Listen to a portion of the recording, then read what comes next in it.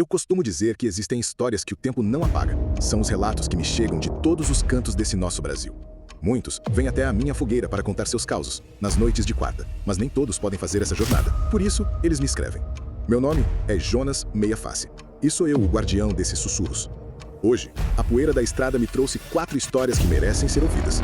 Se tem coragem de fazer parte da nossa irmandade, se inscreva no canal e deixe seu like. Agora, apague as luzes, coloque o fone de ouvido e venha ouvir os sussurros do sertão. Primeiro relato. Boa noite, minha gente. Sejam bem-vindos de volta. Hoje, a nossa conversa é diferente. Algumas histórias não terminam quando o relato acaba. Elas deixam ecos. Deixam perguntas que nos assombram muito depois que o fogo se apaga. Há algumas semanas, neste mesmo canal, eu contei a vocês a história do desaparecimento de Lucas Arruda, aquele jovem que, após um pneu furado na rodovia TO 080, foi atraído para dentro de um milharal assombrado. Lá, ele encontrou o ônibus fantasma de estudantes desaparecidos há uma década e nos deixou apenas uma gravação de áudio angustiante como seu último testamento antes de ser silenciado para sempre. Se você ainda não ouviu o relato de Lucas, ou se quiser relembrar os detalhes daquela noite terrível, eu recomendo fortemente que o faça agora. O card para o vídeo está aparecendo aqui em cima na tela.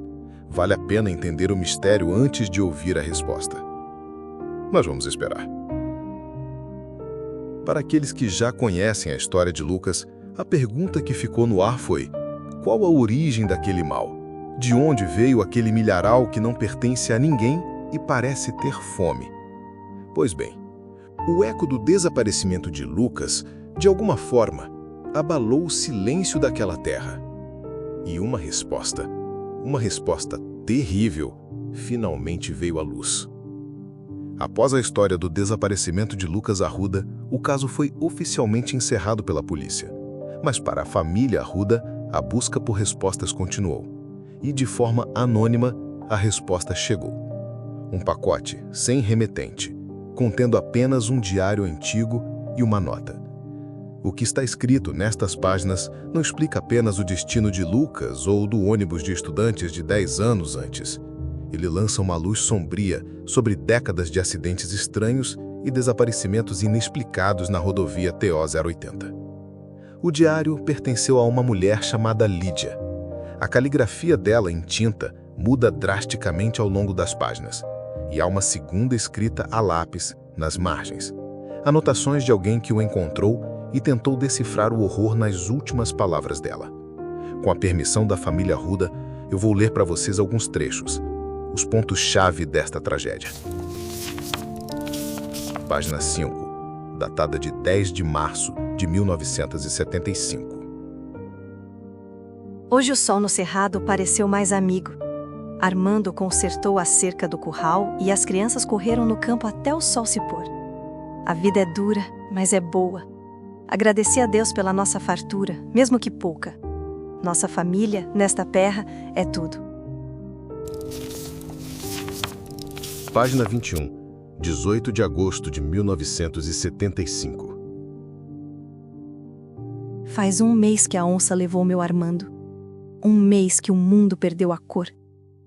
A seca castiga a terra e a despensa está quase vazia. Cícero, meu mais velho, me olhou hoje e não pediu comida porque sabe que não tem. Os mais novos choram de fome durante a noite. Rezei, pedi, implorei, mas o céu continua em silêncio. Hoje é noite de lua cheia. Os antigos dizem que certas porteiras se abrem. Se Deus não me ouve, talvez outra coisa o faça. Página 22, 19 de agosto de 1975. Ele ouviu. Fui até a divisa da fazenda onde a mata fechada começa. Chamei na escuridão, ofereci minha fé, minha vida, em troca da sobrevivência dos meus filhos, e ele veio. Não vi um rosto. Vi uma sombra alta, com olhos que brilhavam como vagalumes e uma voz que era o próprio farfalhar das folhas secas. O acordo foi feito. Ele não me disse o nome, mas eu soube no fundo da minha alma. Ele não era um pai da mata. Ele era um semeador. E nós éramos sua terra fértil. Página 23, 10 de agosto de 1975.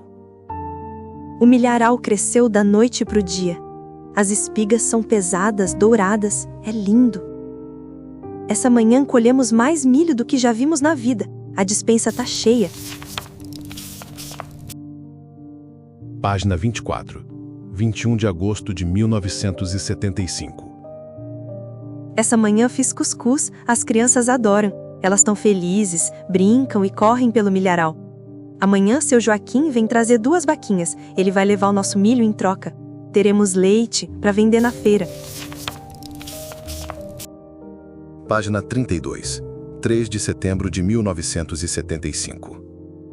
Nossas galinhas estão gordas. A produção de ovos triplicou. As vacas produzem tanto leite, nem consigo acreditar.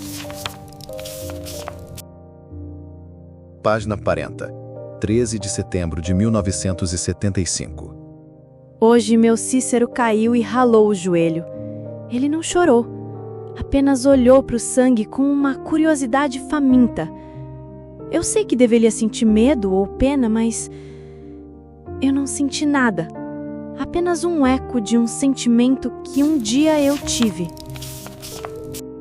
Página 78, 5 de junho de 1976.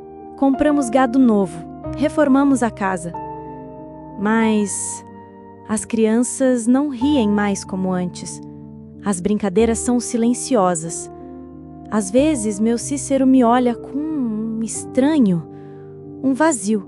Eu o chamo e ele demora a responder, como se a voz viesse de muito longe. Eu sei que os amo, mas às vezes tenho dificuldade de sentir esse amor. É como a lembrança de um calor antigo. A partir daqui, a caligrafia de Lídia começa a se desfazer. As letras ficam tortas, a pressão da caneta falha.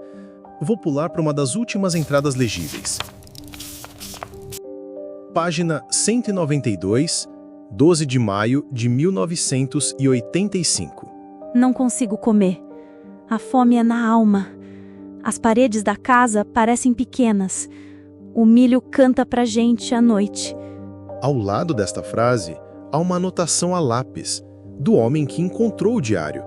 Diz: acho que aqui ela tentou escrever "Ele quer a colheita".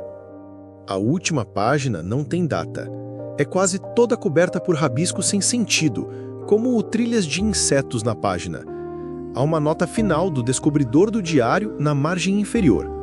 As últimas palavras legíveis parecem ser "Somos a semente". Depois apenas um borrão de tinta, como se a caneta tivesse sido arrastada para fora da página enquanto ela ainda escrevia. E dentro da capa do diário havia uma nota final, na mesma letra a lápis. Encontrei este diário na casa abandonada em 2014. No ano seguinte, um ônibus de estudantes desapareceu nesta estrada. Pesquisei os arquivos antigos. Um tropeiro desapareceu em 85.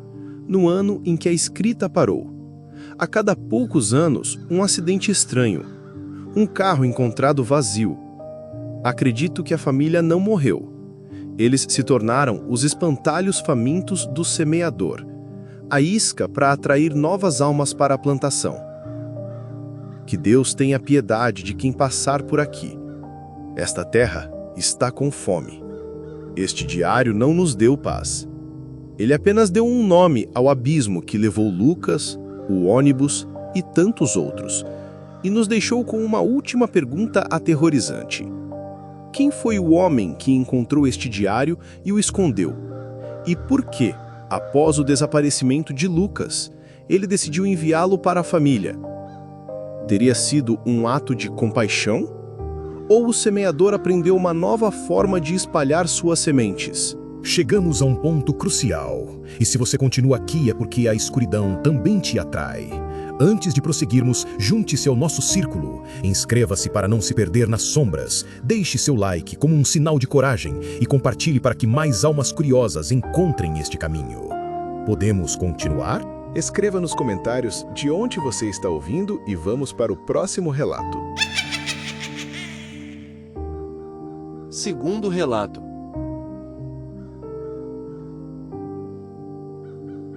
Boa noite, seu Jonas. O senhor carrega um fardo pesado. Eu também carrego uma lembrança que, de vez em quando, ainda me acorda no meio da noite. Aconteceu na época em que eu era peão de boiadeiro numa fazenda no Pantanal de Mato Grosso. Um lugar tão grande que o mundo parecia ser só pasto e céu. Na fazenda Três Rios, a gente tinha só uma lei, um mandamento que era mais respeitado que a Bíblia. Depois que o sol beija o horizonte e a araponga canta pela última vez, ninguém, por motivo nenhum, campeia sozinho pro lado do Capão do Desamparo. Era uma ilha de mata mais fechada no meio do Campo Limpo.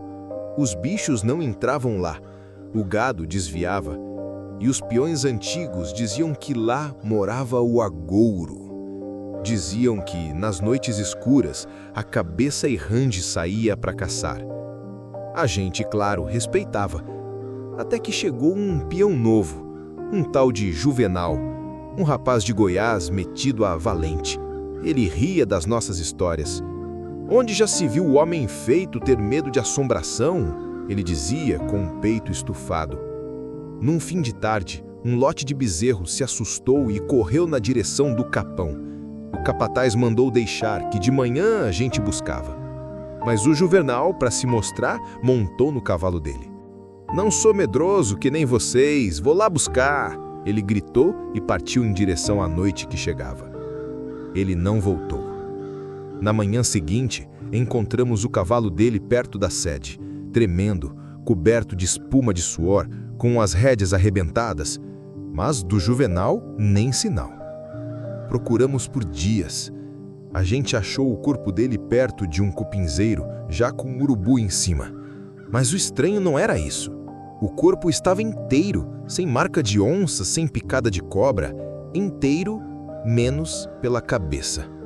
O pescoço era um corte limpo, seco, sem sangue. Alguém ou alguma coisa tinha levado a cabeça dele. Semanas depois, o azar caiu para mim. Uma tempestade estava se formando rápido e eu precisei sair ao entardecer para recolher umas reses. O caminho mais curto passava perto da beirada do Capão do Desamparo. O ar já estava pesado, elétrico. Foi quando eu ouvi. Não era bicho, não era vento. Era um som de risada. Uma gargalhada fina, rachada, cheia de uma loucura que gelou meu sangue. Meu cavalo empinou, relinchando, e então eu vi uma luz se movendo rápido no capim alto, um fogo-fato azulado. Mas a luz veio na minha direção e eu vi o que era. Não era fogo. Era uma cabeça. Uma cabeça de homem, de um branco barbudo, com os cabelos compridos e sujos voando para trás. E ela não voava, ela rolava. Rolava pelo campo numa velocidade medonha, quicando nas moitas como uma bola. Os olhos brilhavam vermelhos como duas brasas, e a boca estava aberta naquela gargalhada infernal, com uma chama azul saindo de dentro. Ela me viu. A gargalhada parou e a cabeça mudou de direção, vindo direto para mim, veloz como uma bala. O que me salvou foi o meu cavalo. Um bicho pantaneiro, valente, que enlouqueceu de pavor e disparou na direção da sede sem que eu precisasse mandar. Corremos com aquela gargalhada macabra nos nossos calcanhares até chegar na luz do acampamento. Naquela noite, tremendo, fui até o peão mais antigo da fazenda, seu Timbó, um homem descendente dos Caduel, que falava pouco e via muito. Contei o que vi. Ele me olhou por um longo tempo e disse, com a voz cansada: "Você viu a maldição do bandeirante."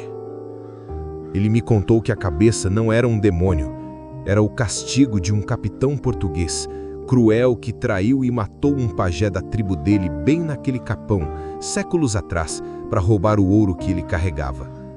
O povo do pajé amaldiçoou a cabeça do assassino a vagar por sempre por aquelas terras, sem nunca encontrar o corpo, sem nunca encontrar descanso. Eu, ainda tremendo, perguntei: "Mas por que ela levou a cabeça do Juvenal?"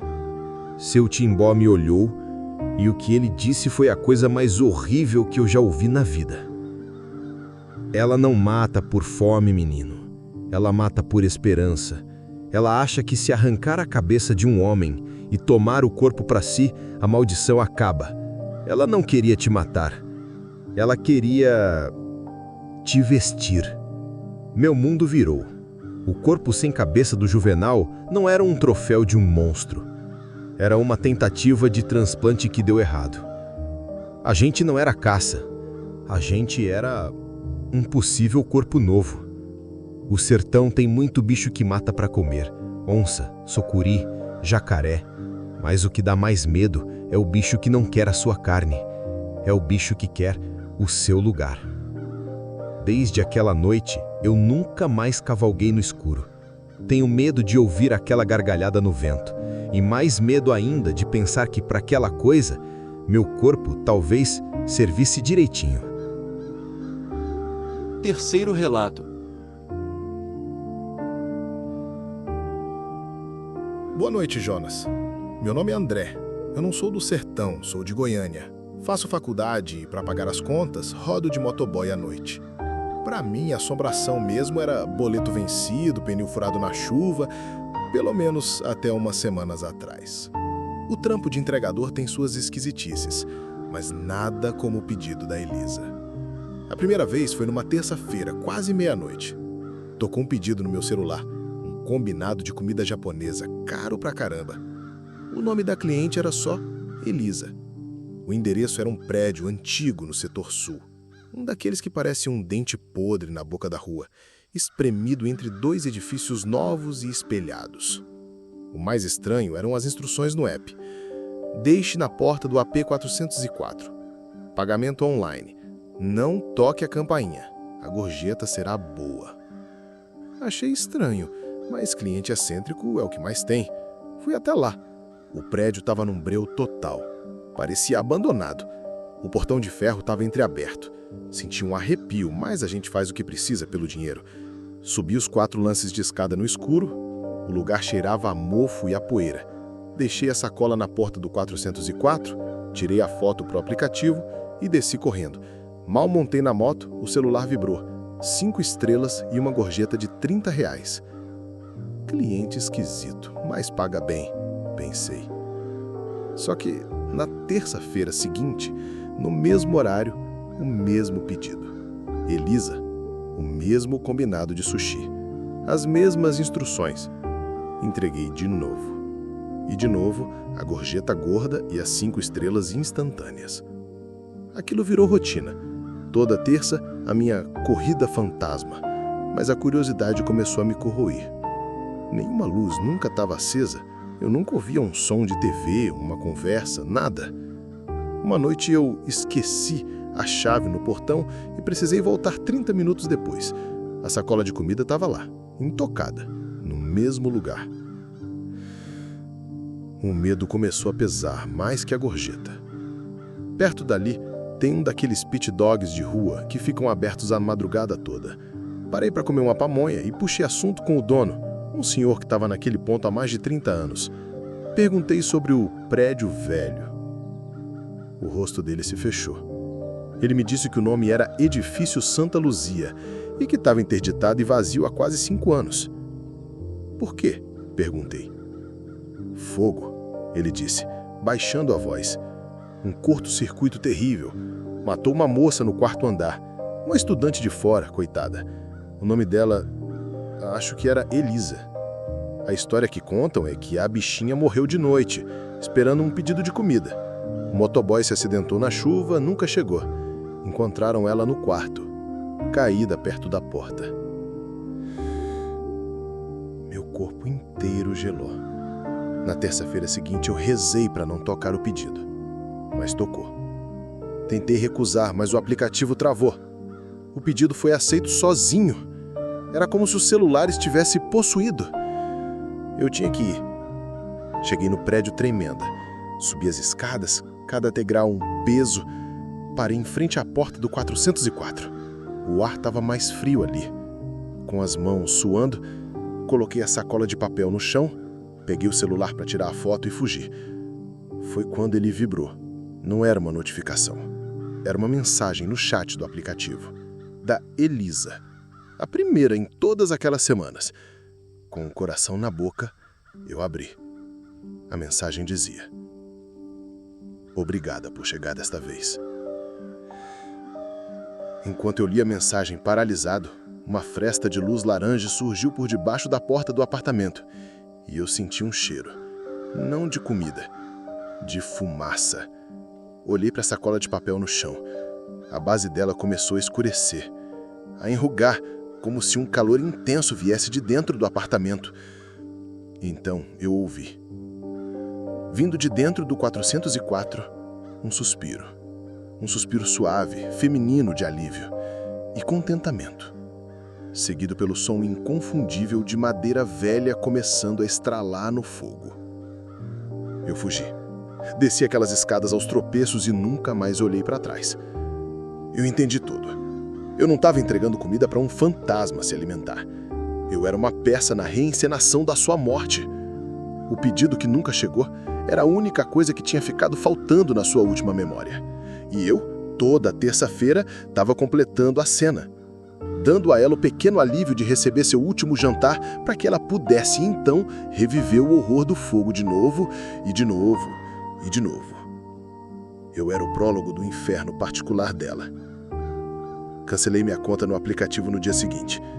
Mas às vezes, quando chove e eu sinto um cheiro de asfalto molhado, eu sinto também um cheiro de fumaça. E eu me pergunto se a Elisa, sem o seu entregador, finalmente encontrou a paz. Ou se ela só está esperando, com fome, o próximo motoboy desavisado a aceitar a corrida. Quarto relato. Boa noite, Jonas. Meu nome é Miguel. A maioria das histórias que o senhor conta é sobre fantasmas de gente morta. A minha é sobre um irmão que, eu temo, não está nem vivo nem morto. Ele está em outro lugar. Eu tinha 8 anos e meu irmão Rafael 6. Morávamos numa casinha no sertão da Bahia, onde a poeira guarda mais memória que papel. Rafael não era um menino comum. Ele vivia com a cabeça nas nuvens, desenhava mapas de reinos que não existiam e contava histórias de bichos com asas de cristal. Minha mãe dizia que ele tinha nascido com um pé no nosso mundo e outro no mundo dos sonhos. Numa noite de agosto, eu acordei com um cheiro doce e enjoativo, como jasmim apodrecendo. A janela do nosso quarto estava aberta e a rede do meu irmão estava vazia. O grito da minha mãe naquela noite foi a trilha sonora da minha infância. Ela corria pelo terreiro, olhando para a escuridão da caatinga e gritando a mesma coisa, de novo e de novo. Levaram ele? O bicho-papão levou meu filho! A polícia veio, procurou. Disseram que ele era sonâmbulo, que se perdeu no mato. Mas eu sabia. Eu sentia aquele cheiro. Eu via a janela aberta. Anos se passaram. Eu me tornei um homem, saí daquele lugar, mas a memória da rede vazia e do grito da minha mãe nunca me deixaram. No começo deste ano, voltei para a cidade natal para cuidar da minha mãe, já idosa. E a história se repetiu. Uma menina da vizinhança, a pequena Luna, desapareceu do seu quarto durante a noite. Os pais, desesperados, contaram a mesma história. A janela estava aberta e um cheiro doce e estranho ficou no ar por horas. E a Luna era como meu irmão. Uma criança sonhadora que vivia em seu próprio mundo de fantasia. Foi aí que a minha obsessão começou de verdade. Eu precisava entender. Comecei a conversar com os mais velhos, os que a polícia nunca ouve. E eles me contaram a verdade sobre o bicho-papão. Ele não é um monstro que se esconde debaixo da cama. Ele não tem garras nem dentes. Ele é um ladrão de sonhos. Fui até a benzedeira mais antiga da região, Dona Efigênia. Ela me explicou, com a voz fraca. O bicho-papão, meu filho, não é daqui. Ele vem de um lugar que está morrendo. Um mundo feito só de imaginação, que precisa de sonhadores para não virar poeira. Ele não come a carne das crianças, ele come a fantasia. Leva os mais criativos para o lado de lá e se alimenta das histórias deles, dos sonhos, até não sobrar mais nada. Meu irmão não foi devorado, ele foi colhido. Atormentado por essa verdade, comecei a revirar as coisas antigas da minha mãe. Encontrei uma caixa de papelão com os meus desenhos e os do Rafael. Folhei os cadernos dele, cheios de castelos e monstros coloridos. E então eu vi. Na última página do último caderno dele, era um desenho. Um desenho incrivelmente detalhado de uma velha árvore de umbuzeiro, uma árvore específica que fica isolada num morro perto da nossa casa. Mas no desenho, no tronco da árvore, Rafael tinha desenhado uma porta com o formato exato de uma lua crescente. E em cima do desenho, com a letra de criança dele, estava escrito: A minha casa nova. O chão sumiu dos meus pés. Meu irmão não foi levado à força, ele foi seduzido. O bicho-papão não é um sequestrador, ele é um flautista. Ele mostra seu mundo de maravilhas nos sonhos das crianças, as convida, as encanta, até que elas queiram ir. O desenho não era uma fantasia, era um mapa. E é por isso, Jonas, que eu estou te contando essa história agora. Eu estou aqui, parado, no topo do morro, em frente a esse umbuzeiro antigo. A lua está quase cheia e a luz dela bate na casca da árvore de um jeito que eu quase consigo ver o contorno de uma porta. E o cheiro, aquele mesmo cheiro doce e enjoativo de jasmim apodrecendo, está começando a encher o ar ao meu redor. A benzedeira me disse que a porta que ele usa para entrar, ele também usa para sair. Ela fica aberta por um tempo. Meu irmão não está morto. Ele está do outro lado e a porta está na minha frente. Nós dizemos às crianças que o bicho-papão não é real para que elas possam dormir à noite, mas talvez a gente devesse avisá-las que ele é real sim e que ele não quer te comer, ele quer te ouvir, contar uma história para sempre. O cheiro está ficando mais forte. Eu acho que ele sabe que eu vim buscar o que é meu. Não sei se vou encontrar meu irmão ou se vou apenas me tornar mais uma história para alimentar a fome dele. Mas eu preciso saber. Adeus, Jonas.